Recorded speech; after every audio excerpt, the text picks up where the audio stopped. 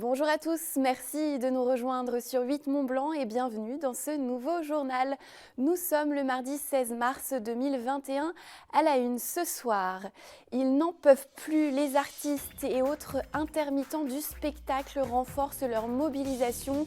Ils espèrent se faire entendre du gouvernement en occupant les espaces culturels. Rencontre à suivre dans ce journal du côté de Malraux, scène nationale à Chambéry. Et puis dans ce contexte de doute autour du vaccin AstraZeneca, la campagne de vaccination se poursuit en Haute-Savoie. Une unité mobile utilisant le vaccin Moderna a débuté sa tournée ce mardi à Lugrin. La coupe est pleine, les artistes à l'arrêt dans cette crise sanitaire tentent toujours de se faire entendre par le gouvernement. Un mouvement national d'occupation des théâtres a débuté le 4 mars au théâtre de l'Odéon à Paris. Les artistes et autres intermittents du spectacle savoyard rejoignent l'initiative dès aujourd'hui. Ils se sont rassemblés ce mardi matin pour définir les contours de leur mouvement d'occupation de l'espace Malraux à Chambéry. Reportage.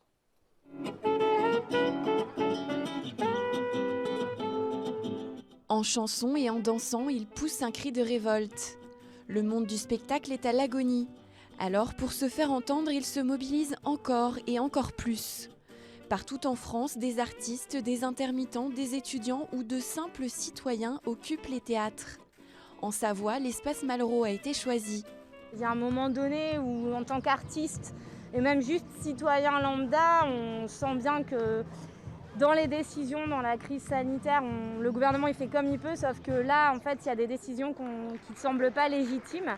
Et après des mois de négociations, de rencontres, où on a essayé tous, dans nos différents secteurs, de faire valoir aussi nos intérêts et les réalités qui se passent, et on a l'impression qu'un peu au pied du mur, ce qui reste à faire en tous les cas, au-delà même du pied du mur, c'est aussi un devoir de citoyen à un moment donné de juste prendre sa place et poser sa parole. Du coup, là, devant l'espace Malraux, avec évidemment l'accord de l'espace Malraux, scène nationale, on a décidé d'occuper les lieux afin de faire porter cette parole-là, de créer du débat citoyen. Débattre, définir des revendications, proposer des idées, songer à la réouverture et à ses conditions, les journées d'occupation du lieu feront une large part à la discussion. Le mouvement se veut citoyen, participatif et collectif. Une initiative accueillie d'un œil bienveillant par la scène nationale de Chambéry qui a accepté l'occupation d'une partie du bâtiment. Ils ont à leur disposition tous les espaces de la base, le tiers-lieu, le bar, et puis ils dorment la nuit dans le théâtre, donc ils ont des loges avec des douches, voilà. Ils ont apporté leur matériel, leur yourte. Il y en a pas mal qui sont des collectifs de cirque et de toute façon qui vivent déjà dans des conditions assez précaires pour certains. Donc ils se trouvent là dans une situation presque plus confortable que ce qu'ils connaissent d'habitude. Plus d'une trentaine de lieux de culture sont aujourd'hui occupés en France. Le mouvement s'installe dans le temps malgré les dernières annonces du gouvernement. La ministre de la Culture, Roselyne Bachelot, a annoncé la semaine dernière une aide supplémentaire de 20 millions d'euros pour le secteur. Autre mobilisation à Annecy, cette fois le torchon brûle entre la direction de l'entreprise NTN SNR spécialisée dans les roulements et une grande partie de ses salariés. Ce mardi matin, ils étaient environ 300 à avoir répondu à l'appel de la CGT et Sud Industrie pour venir crier haut et fort leur mécontentement. Les syndicats dénoncent une remise à plat des conventions collectives impliquant plus de flexibilité de la part des salariés, une mise en danger d'après eux de leurs droits sociaux. Précision de Sébastien Germain. Nous à la perte de jours de RTT. Non, pas. Nos horaires qui pourraient être modifiés quelques jours avant. Non. C'est le moment de faire du bruit, qu'ils nous entendent, qu'ils nous respectent. Les mots choisis sont forts et symbolisent parfaitement la détermination des salariés de NTN SNR. Ce mardi, ils étaient près de 300 à avoir débrayé pour venir crier devant le siège social de l'entreprise à Annecy leur opposition au nouveau plan de la direction à l'appel de deux syndicats. C'est un refus total de ce que la direction veut nous amener. Ils veulent nous mettre en place l'annulation du temps de travail avec des périodes dites hautes, avec des samedis complémentaires à venir travailler mais non rémunérés comme des heures supplémentaires, avec en plus de la modulation de travail qui pourrait nous faire venir le matin à 3h15 pour les équipiers, Donc ça fait extrêmement bonheur.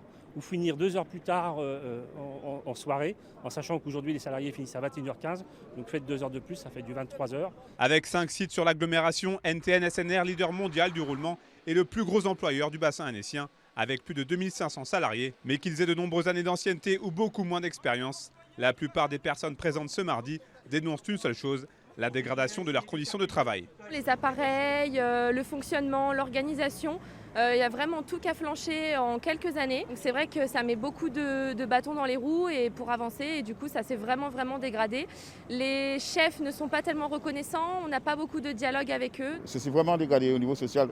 Au début, quand je suis arrivé, c'était pas comme ça. On était content de venir au boulot avec les camarades, voir nos camarades et tout ça, mais maintenant,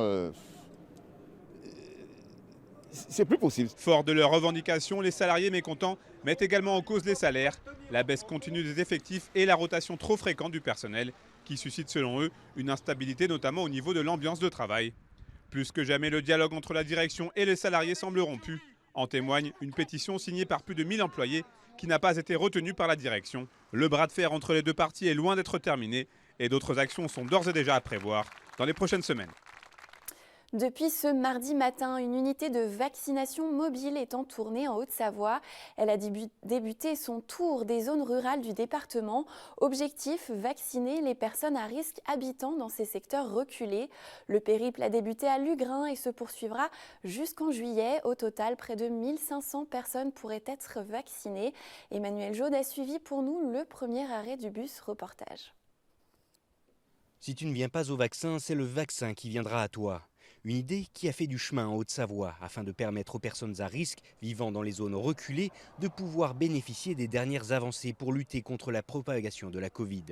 Une tournée départementale composée de 12 étapes et qui semble déjà bien rodée.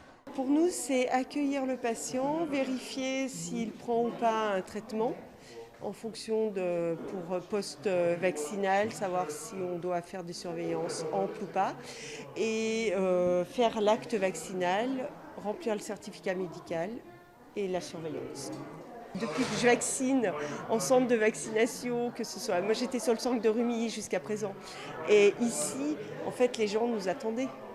Sur les berges du Léman, sur la centaine de personnes contactées, plus des 3/4 ont répondu présents ce mardi matin. Pour la plupart, bénéficiaires de l'allocation personnalisée d'autonomie ou abonnés au service de téléalarme du département. Tous, en tout cas, bien contents de l'organisation de la démarche. J'ai beau être vieille, mais enfin, je peux attraper la maladie quand même. Je suis en traitement. Alors c'est mon médecin qui m'a conseillé de venir faire l'injection. Puis c'est la première. C'est notre santé et on protège les autres aussi. C'est pas parce qu'on a eu le vaccin qu'il ne faut pas faire attention. Il faut quand même se protéger et garder les distances. Et ayez toujours un truc comme ça dans votre sac ou dans votre poche. J'ai eu le Covid, je suis tombée, j'ai été 3 mois à l'hôpital. Et mon docteur il m'a dit il faut aller te faire vacciner. C'est bien d'avoir un vaccin qui va nous faire peut-être du bien, je ne sais pas. Enfin, si ça ne va pas mieux, vous savez, j'ai 80 ans. Oh, je m'en fous. Au total, ce sont près de 1400 personnes qui devraient donc être vaccinées via l'unité mobile. Pour autant, cela a nécessité une grosse organisation en amont qui se poursuivra au cours des prochains mois. Il a fallu contacter toutes les personnes qui étaient éligibles à partir de nos listes de téléalarme et de APA du département. Donc ça faisait à peu près 150 personnes pour le secteur de Lugrin. On les a toutes contactées téléphoniquement pour leur proposer la vaccination. Et à la sortie, on avait une 50aine de rendez-vous. Plus, du coup, on a proposé des visites à domicile pour des personnes âgées qui étaient dans l'incapacité de se déplacer. Donc là, notamment, on arrive de Bernex pour faire une vaccination. Après Lugrin, l'unité mobile de vaccination se rendra donc dès la semaine prochaine à Saint-Gervais et poursuivra sa campagne sur les routes de Haute-Savoie jusqu'au début du mois de juillet. D'une épidémie à l'autre, la filière équine connaît elle aussi sa crise sanitaire. La rhinopneumonie, une maladie respiratoire bien connue des terrains de concours, se propage actuellement en France. La Haute-Savoie fait partie des 4 premiers départements à être touchés suite au retour de chevaux d'un concours de jumping international à Valence en Espagne. La Fédération française d'équitation a suspendu une partie des activités de commerce et de reproduction. Marine Schneider a rendu visite aux écuries du Rampignon à Anne-Sylvieux, où les chevaux de concours sont assignés à résidence. Reportage. Eux aussi, ils sont de nouveau confinés. Depuis le 8 mars, ces chevaux sont privés de sortie. Des images qui rappellent les premiers instants du confinement dans le monde équestre. Mais cette fois-ci, c'est chez le cheval qu'un virus se propage, une maladie respiratoire extrêmement dangereuse qui s'attaque à leur système nerveux. Quand le cheval est paralysé, il ne peut plus se mettre debout. Et on dit qu'un cheval couché, c'est un cheval mort. Pourquoi ? Parce que ça a des conséquences sur son système digestif. Ça peut aussi avoir un impact sur le système urinaire. Et forcément, un cheval, en fait, ça paraît être un gros animal, mais c'est très fragile. Cette maladie est bien connue sur les terrains de concours. À chaque saison, la rhino inquiète les professionnels du secteur, mais cette fois-ci, elle est bien trop contagieuse et les conséquences sont dramatiques. Alors pour limiter l'épidémie, la Fédération française d'équitation a annulé tous les concours, un nouvel obstacle pour la profession pendant cette crise sanitaire. Alors on a déjà eu un gros impact avec le Covid au mois de novembre. Là c'est un peu un coup dur parce qu'on était prêts à réattaquer la saison et puis nos concours ont été annulés et on doit patienter. Je pense, on a une date qui est le 28 mars. Je pense qu'on devra prolonger un petit peu. On espère pouvoir reprendre les compétitions, en tout cas début avril, dans la première quinzaine d'avril. C'est en tout cas ce qu'espère la filière équine. En attendant, les cavaliers gardent leurs chevaux au travail. Interdiction de recevoir des cavaliers extérieurs cependant. Jennifer a dû annuler toutes les sessions d'entraînement dans sa structure, excepté pour les clubs. Ils sont maintenus à condition que les licenciés respectent les gestes barrières. On a demandé aux cavaliers de ne pas utiliser du matériel dans différentes écuries. C'est-à-dire que le matériel qui est utilisé aux écuries du Rampignon doit rester aux écuries du Rampignon. On leur a aussi demandé de le désinfecter de manière régulière, d'essayer. En fait, c'est un petit peu les mêmes bases que le Covid. C'est-à-dire qu'on se lave les mains et on essaye de désinfecter le plus de choses possible pour éviter qu'on transmette le virus. La Fédération française d'équitation demande aux cavaliers de faire preuve d'une extrême vigilance, recourir au vaccin dès que c'est possible et laisser les chevaux dans leur structure. En Haute-Savoie, un cheval a déjà été contaminé. Et j'ajoute que l'on a appris depuis ce tournage que le confinement des chevaux devra se poursuivre jusqu'au 11 avril. Il ne vous aura pas échappé que l'hiver a de nouveau pointé le bout de son nez dans nos pays de Savoie. Ce retour de la neige s'accompagne du retour des risques liés aux avalanches, un risque fort sur tous nos massifs actuellement. La couche de neige récente et ventée est instable. Prudence donc si vous partez en montagne. La montagne et le manteau neigeux, nous en parlons justement avec notre invité du soir, Robert Bolognesi, nivologue, est en ligne avec nous. Bonsoir. Bonsoir. Vous êtes un spécialiste franco-suisse de la neige et des avalanches. Vous dirigez le bureau d'études Météorisque à Sion dans le Valais. Vous êtes diplômé de la fameuse École polytechnique fédérale de Lausanne. Vous prévoyez en quelque sorte l'imprévisible. D'où vous vient tout d'abord l'envie de faire ce métier, de travailler sur ce manteau neigeux ? Alors tout d'abord, c'est une passion depuis toujours. J'ai toujours aimé la montagne. J'ai toujours souhaité y travailler. Et puis la neige est un élément qui est assez magique. Mais aussi, là, c'est une véritable énigme. Donc il y a beaucoup d'intérêt à essayer de mieux la comprendre, soit pour l'exploiter quand c'est une ressource, soit pour s'en protéger lorsqu'elle est dangereuse. Comment avez-vous vu évoluer le manteau neigeux ces dernières années ? Alors en fait, je dirais à haute altitude, on voit assez peu de variations. En tout cas, dans les Alpes du Nord, en Valais, là où je suis implanté, on a toujours une grande variabilité. On a parfois des débuts d'hiver très secs, parfois des débuts d'hiver très enneigés. Ça, c'est quelque chose que je vois depuis 40 ans. Donc là, pas beaucoup de variations. Par contre, ce qui me semble être évident depuis, je dirais, une dizaine d'années, c'est plus d'intensité dans les précipitations et de manière générale, plus d'intensité dans les phénomènes extrêmes. C'est-à-dire que là, par exemple, dans les 3 derniers jours, on a eu 1,50 m de neige. Au mois de mars, ça arrive, bien sûr, mais c'est quand même pas très, très fréquent. Puis des phénomènes comme ça, on en voit quand même de plus en plus souvent, je trouve. On s'alarme beaucoup dans l'actualité à l'international sur le réchauffement climatique que vous ne niez surtout pas. Par contre, vous émettez quelques nuances concernant l'impact de ce réchauffement en montagne et sur ce manteau neigeux notamment. Quelles sont ces nuances ? Alors déjà, j'ai pu constater que le réchauffement climatique existe en effet, mais il n'est pas uniforme. C'est-à-dire qu'il n'est pas constant dans le temps. On a une saisonnalité qu'on peut observer. Et puis, il n'est pas identique dans toutes les régions. On a certaines vallées où il est plus marqué que d'autres. Et il n'est pas non plus constant selon l'altitude. Donc, on doit absolument nuancer. On a certaines régions qui sont fortement touchées, où on voit un réchauffement qui va compromettre le ski. On a d'autres régions, au contraire, où on ne voit pas ce phénomène-là. Et en particulier, si on observe les 30 dernières années, on a certains postes d'altitude qui ont des séries de données longues et qui montrent que les mois de janvier et février auraient plutôt tendance à être un petit peu plus froids, même si la moyenne annuelle est au réchauffement. Ça veut dire qu'on va pouvoir encore skier pendant de nombreuses années, dans certaines stations en tout cas ?